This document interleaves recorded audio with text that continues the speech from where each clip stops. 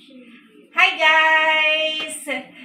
Good day everyone! Umuaraw ngayon.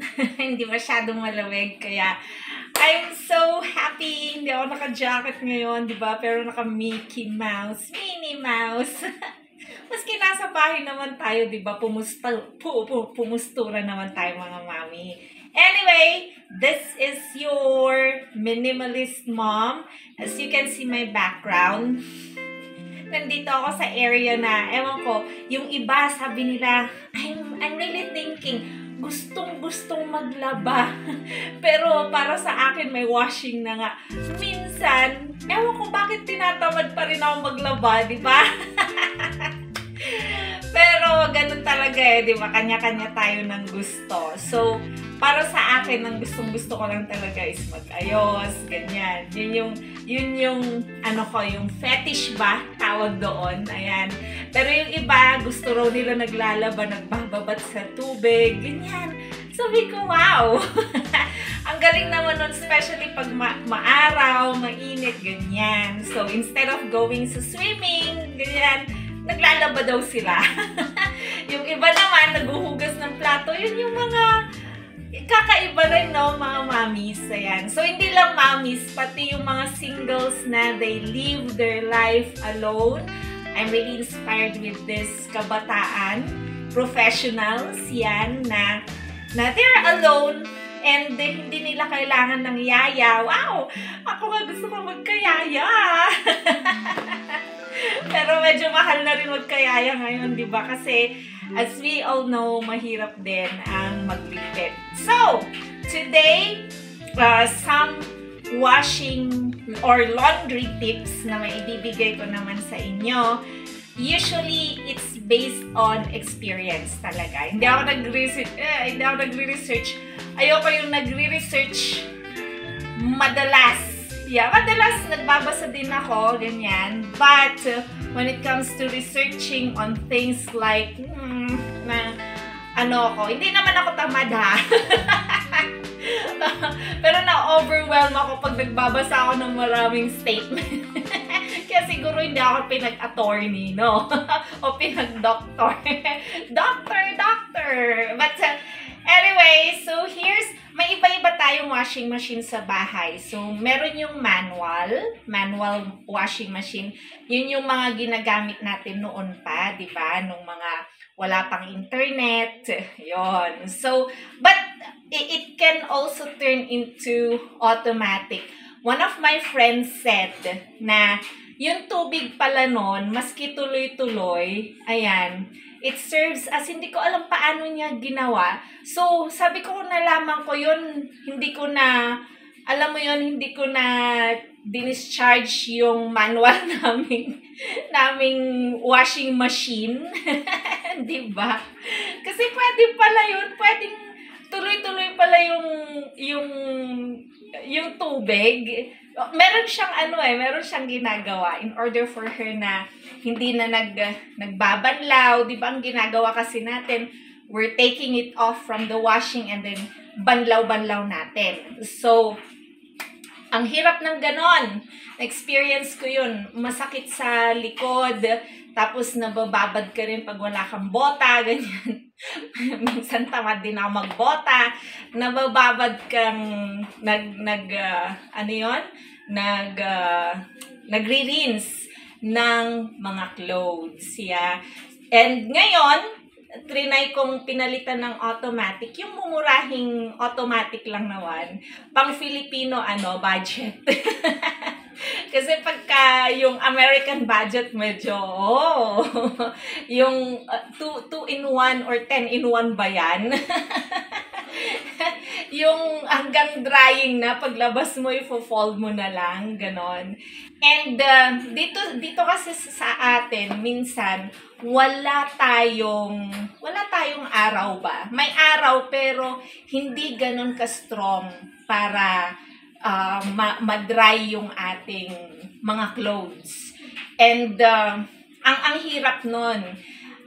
Kaya sinacrifice talaga namin bumili ng dryer kasi yung tabi ng bahay namin, kalsada, pagka nagsampay ka dyan, alikabukan. Bulol-bulol ang mami nyo talaga. Alibukan. Dusty, yun na nga. Ang hirap, di ba? And very sensitive ang mga skin namin. Hindi ko alam bakit sensitive. Ganun talaga. Alam mo yon, hindi naman anak mayaman, pero sensitive. Wala nang further comment. This time, ayan, i-share ko rin yung mga drying tips, ganon. Well, if meron kayong mga sampayan na naaarawan, sampay nyo doon kasi iba, sabi din ng friend ko, ayan, mga friends talaga nagtitip sa akin, no? Iba ang natural light ng sun compared sa dryer, which is true, di ba? Pero wala talaga tayong magagawa. We need to adjust sa mundong ibabaw to survive. Well, this time, eto, parang manual din siya. Pagka sinet mo siya, hindi siya kagaya ng ibang washing machine na pag sinet mo siya, forever na yan. Maski nag-off siya, maski natapos ka na maglaba, sa next na laba mo, nakaset pa rin siya. Ito, kailangan mo rin dinudot-dot every time you try to put clothes. Okay? And, alam naman natin lahat, pag naglalaba, we need to separate yung light ones. Ito light na, inuna ko kasi yung dark eh. Inuna ko na, nakasalang na siya sa dryer. Yan. Kasi nandun yung mga uniforms ng anak ko. So, kailangan mauna yung mga yon para the next day, meron na naman siyang isuot. Wash and wear. Ganyan tayo, di ba? Wash and wear. Anong silbi ng may washing and dryer, di ba? And, by the way, pagka ganitong mga, kasi yung mga old, yung mga traditional manual washing machine natin, minsan maski hindi natin zinizipper, yon, okay lang. It's okay, magasgagasgas man siya. Parang ang titibay ng mga washing, no, noon, yung mga manual, maski plastic, siya, made from plastic. So, ito, ayan, may zipper siya, sinipper, tapos binaliktad na namin. There you go. So, hindi lang natin, yung mga manual kasi minsan we just, yung pisok-pisok lang. Ito kailangan medyo inaayos, ganyan, para maging even siya. Hindi siya aalog-alog pagka winashing ninyo. See, eto na. Baka makita yung brand. Nakakahiya naman. Ayan, ilapag na po natin dyan. May mga nailagay na rin ho ako dito. Tapos, wag ho natin masyadong isiksik para naman ikot ng maigi itong washing natin. Ayun! There you go! I-ayos lang natin to. Yan. So, once na naiayos na, before maglagay ako ng sabon, meron kasi rin akong friend na may-ari siya ng washing or laundry shop. And ang sabi niya, pag ganitong mga automatic, it's either yung brand niya, maski anong brand, it's better na gumamit ng liquid. Kasi experience-wise, gumamit ng powder, yon, nasira yung kanyang washing machine, kailangan niyang ipagawa. And yung mga particles ng mga powder, nasiksik pala sa washing machine. So, kailangan ng repair talaga. Yon. And, anyway, yung mga detergent na ginagamit nyo, liquid detergent, tama ba? Laundry, yes. Ito sa amin, it would be a baby detergent ang gamit namin. Buy one, take one po ito sa Save More. It's practical for you, mommy. Hindi ko naman nilalahat na gumamit kayo ng baby detergent kasi of course may iba, yung mga skin kasi like us, sensitive talaga. Pag sensitive, it's better to use baby detergent. Ayan, maski na adult kayo. Baby skin talaga kami. Okay, tanggapin na natin yon, di ba? And for others, meron naman yung mga Ariel, yung mga ganyan. Breeze dati ang ano, pero super bango pa rin sa mga anak ko. Nagkaka-rashes talaga sila sa skin. Kaya, ang advice din ng doctor niya, everything would be really for baby. Pati mga sabon, ganyan, no? Diba? Baby! Ang yung mommy! Kaya na kami ni Mouse, kailangan ko yata magpalit ng pangalan. Imbis na minimalist mommy, Minnie Mouse mommy. Diba? So, here you go. Lagyan lang natin ng tamang lagay, di ba? Tansyahin ulit natin. Kung punong-puno ito, kasi medyo pinuno ko siya. I don't know if I could show it to you guys. Ito. Paano ba i-show yan? Wait. Ayun. There you go. So, medyo puno siya, ganyan. At ang style na itong washing machine na ito, ganyan. And this one is for detergent. Ito naman yung Downy. Yun. So, hindi ho ako naglalagay ng Downy kasi masyado ring matapang sa pang-amoy and hindi po gusto ng mga anak ko. Kaya, ang nilalagay ko lang is itong baby detergent. Ito lang. Yun. Ito kumot. Pati sa mga kumot namin. Kumot. Ayan. Diyan namin. Ito ang gamit pa rin namin. And, here you go. Pag nakikita nyo, hindi ko naman masyadong pinupuno. Kasi pag masyadong puno yan, yun, masyado naman din mabango. Naaamoy pa rin maski banlawan maigi.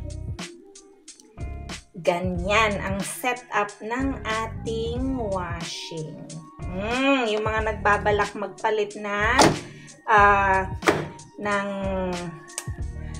automatic washing, this one's good for you. At matipid ito sa tubig. At pwede ninyong, ito nakaano lang siya, connect lang siya sa ano namin. Ewan ko kung nakikita ba? Yan, naka-connect lang siya sa gripo ng CR namin. So, that's our CR.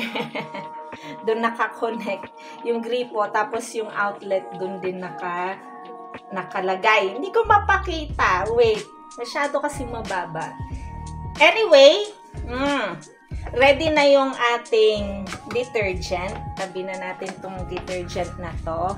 Tapos, we'll close this. Yung mga nagbabalak ng magpalit ng automatic, this is really very convenient. Maski iwan mo siya, nakaset na siya, but every time na maglalaba ka, kailangan talaga siniset. Yon. So, that's the off na agad, no? In-off na agad. Water level, of course, yung pinaka-highest kasi puno siya. And make sure na yung washing ninyo, hindi siya uuga-uga. I-adjust ninyo yung stand niya. May adjustment siya sa silong sa baba. Yan. And washing is only in the minimum. Kasi malinis naman yung mga damit. Hindi naman tayo pinagpapawisan ng husto dito. Kaya kami wash and wear lang ang mga damit namin. Yon. So, rinse is only once. Ganyan. Minsan lang siya, hindi siya paulit-ulit para makatipid ka sa kuryente. Hehe! Tapos, bakit ayaw na yung spin ko? Oh no! Bakit nagloko ang aking spin? Ayaw na. Anyway, let's restart. Ayan. So, pagka naglolo kong ganon, may tendency naglolo ko. By the way, itong washing na to, it's been with me for 10 years. Dekada na siya, ha? Dekada ba yon? 10 years, ganyan. Kaya medyo, ano na siya. Okay. Make sure pala yung water naka-on, ganyan, para hindi masunog. Magagalit na naman yung tatay ko, yung water hindi naka-on. Sabi na naman niya. Ayan, so ready na yan for 26 minutes. Makakapaglaban na po tayo. Ay, bakit off? Ayan, tingnan mo nga. Pati ako eh. Ayan, nagkakarga na po siya ng ating tubig. So, ang paglalaba, take it easy, mga mommies. Hindi yan problema. As long as, alam mo yun, mag-invest ka sa mga ganito. Kasi, it would make your life easier as a mom. Hindi ka may stress. Marami kasing gawain din sa bahay, di ba? As for me, I'm a single mom. I'm also working. Ayan, asikaso sa mga bata, sa homework din nila, and sometimes you also need to talk with them, ganyan. They want to talk with somebody when they come home. Yung bang, you make yourself available to your children, to your family. Yung makikinig ka para naman maging happy. Yon. So, this one is time saving, mga ganito. Hindi sayang ang pera mo. Ayan, basta alagaan nyo. Meron kasi yung iba nilalagay nila sa labas, ganyan. Minsan nababasa, madaling masira. And ikaw, as a mom, kailangan mo ring alagaan ang mga gamit na ganito. So, if you have a husband din na nagwo-work para sa'yo, para sa inyong family, it's your part naman na alagaan yung mga pinundar nyo na mag-asawa, di ba? Pero as for me, wala akong asawa. Ako lahat, syempre. Maliban kung bibigyan ako ng tatay ko sa pension niya. Manghihingi ba? Wag na tayo manghingi sa parents, di ba? Let them enjoy their money. Ayan. And, of course, ito ba yung tumutunog? Ito ba yung tumutunog? Yung dryer na po, nagtatawag. And of course, kasi moisten dito sa atin, lastly, mga mommies, moisten ang ating house sometimes. Hindi naman natin masyadong napupunasan yung mga appliances natin. Kasi number one na magsisira ng mga ganito would be yung moiste. Kaya ang ginagawa ko after I finish, washing the laundry, kailangan ko siyang takpan. Ayan. Tinatakpan ko siya ng towel. May tuwalya yan, akala nyo? May tuwalya itong ayan o. Yan. So, takpan natin ng towel, mga mommies. Ganyan. Kasi, yung moist, para malesen yung moist na pumasok sa electricals niya, hindi siya masisira. There you go! Ay! Napakita ko pa yung pangalan nung yung pangalan nitong tuwalya. There you have it! I hope you like the tips that I shared about washing machine, washing clothes. Ayan. And next stop would be the dryer naman. Kung may mga dryer kayo, nagbabalak kayo, bumili ng dryer, I would give you also tips. So, sew ako ng sew. Parang nakailang sew. Baka naman nagbibilang ng sew ko dyan, ha? I'll let you go. I'll see you again. God bless us all.